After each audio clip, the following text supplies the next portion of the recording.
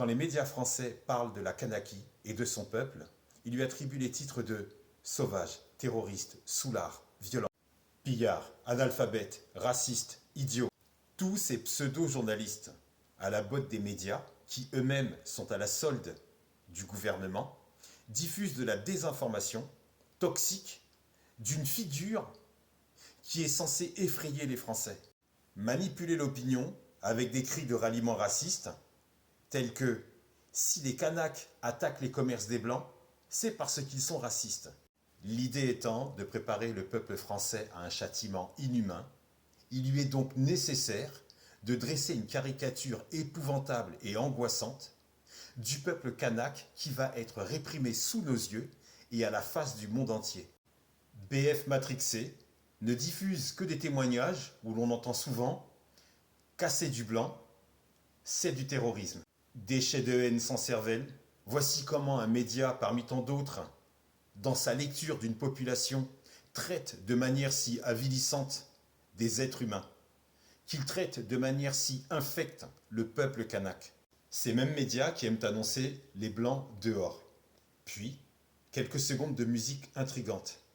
Amener le choc émotionnel, puis dire « mais c'est du racisme », puis le transformer en racisme anti-blanc. Retournement de situation. Mais c'est le gouvernement français qui a poussé les Français à s'installer en Kanaky. C'est le gouvernement français qui instaure des politiques coloniales. C'est le gouvernement français qui a imposé des politiques rabaissantes, humiliantes et ségrégationnistes. Et paradoxalement, ce sont les colonisés qu'on traite de racistes. Mais le peuple kanak est chez lui.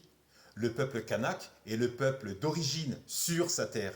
Pourquoi le gouvernement français ne cite pas cette contamination dans les familles de ce passé colonial, de ce présent colonial qui persiste encore? Pourquoi ne parle-t-il jamais de toutes les extorsions qui ont été commises à l'encontre du peuple kanak? La dépossession et la privation des terres, les viols, la soumission aux travaux forcés. Les Français sont arrivés en Kanaky en 1850. 174 ans que les plaies et les blessures des Kanaks restent ouvertes et que ce rapport bestial des colons aux autochtones reste ancré dans l'ADN et leur posture coloniale. Ce racisme n'est pas explicité dans les médias français. La discrimination, l'hostilité violente envers le peuple kanak n'est jamais communiquée dans les médias français. Ils se donnent le droit de parler d'antisémitisme. Ils s'autorisent à dire que les seuls qui soient racistes, ce sont les Noirs, ce sont les Arabes, et qu'aujourd'hui, bien évidemment, le peuple kanak aussi.